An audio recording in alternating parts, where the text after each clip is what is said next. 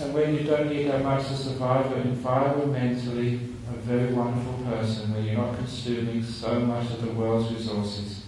You're more peaceful, your house doesn't take that long to clean up. You can park your car anywhere and no one will steal it because it's a simple car. And so many, you can actually don't have to have a burglar alarm. You can actually leave your door open and a thief will take one look in there and go next door. So simplicity has many advantages to it. I'm very glad and pleased to see many people who've been Buddhists for a long time that do live simple lives. And good on you.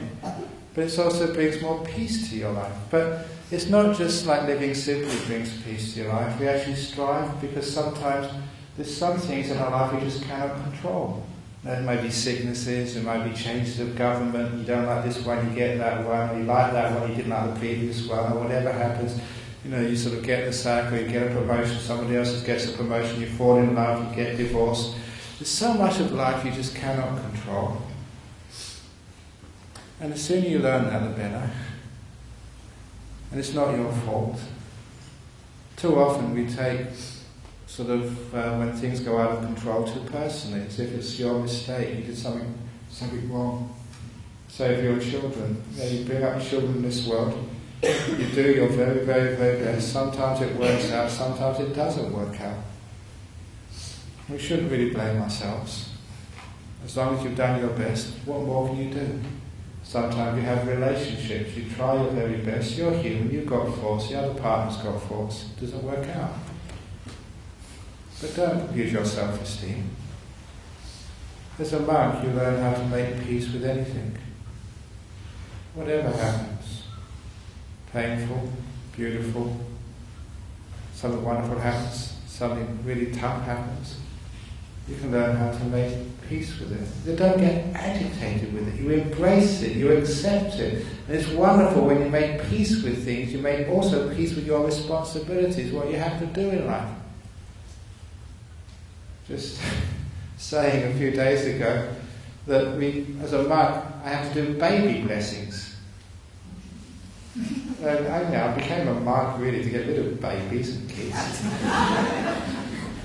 But baby blessings, what they do, especially if it's a male baby, they actually offer it to you. Just like you offer like a set of robes to a monk, or you offer food to a monk, they offer the baby to you. And I've done it many times, I'm still not used to it when you have to put a baby in your lap as a monk.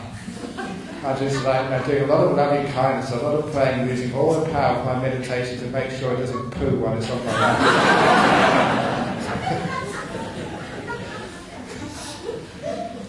Usually I can't get rid of it quick enough. You have to do a little bit of blessing, and sometimes you have to sprinkle holy water on it. And most babies hate water. And so as soon as you just sprinkle, they start spewing. So I can't okay, I've done the blessing, off you go. The idea is that when you offer it to like a monk, it's like when you offer it to the monk, it's like the monk is almost like a godparent to it. And then I give it back and say, okay, now you've offered it, it belongs to the monastery, and I'm giving it back to you, parents, to look after for me. That's the idea, but usually I can't give it. But even though I don't like doing that, you make peace with that. You just, instead of arguing with it, you can't change it, so you allow it to happen. You make peace with it, and then you can enjoy it. Even things you don't like doing, you don't want to do, you find it, it's out of your comfort zone. You can still make peace with it. And so how many jobs do you do? Which, you grit your teeth. You have to do it anyway. But you grit your teeth, I don't want to do this. And you get yourself all stressed up and angry and upset. So what I can't change, I make peace with. Learning how to make peace with things. It's a wonderful trick of the mind. That's why Buddhism was a peaceful religion. Because it knew how to make peace with things which other people only know how to make war with. It knows how to make peace with things which other people would fight with aggression. And I think we underestimate the power of just making peace with things. A lot of times that solves the problems much, much, much more quickly and much more effectively than all this aggressive, violent stuff. Sometimes we don't need to shout back at a person. Sometimes we don't need to sort of shout back at that dog. What a waste of time it is shouting, "Shut up, dog, I'm giving a talk." The dog doesn't understand what the heck you're talking about. But people do a lot of shouting, a lot of aggression, where a bit of peace makes much more sense.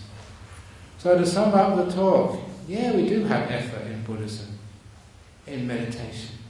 But the effort is to arouse qualities of this mind, great spiritual qualities like compassion, like patience, like stopping, like peace.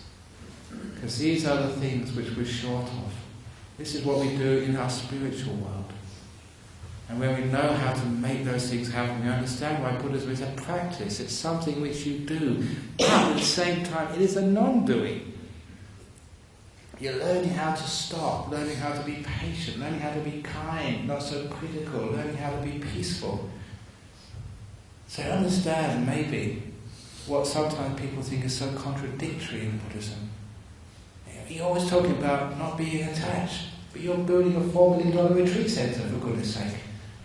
Now, you're always teaching people sort of not to do anything, be peaceful, but you're jetting all over the world, talking Dhamma to all sorts of people.